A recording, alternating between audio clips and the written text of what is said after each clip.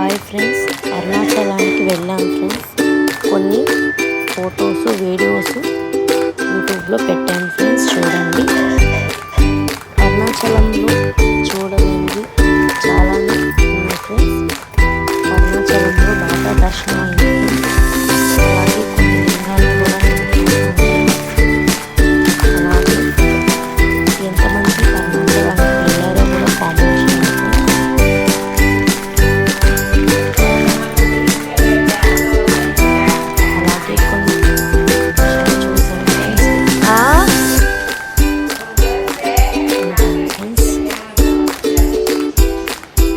అలాగే share, comment, like చేయండి, subscribe చేసుకోండి ఫ్రెండ్స్.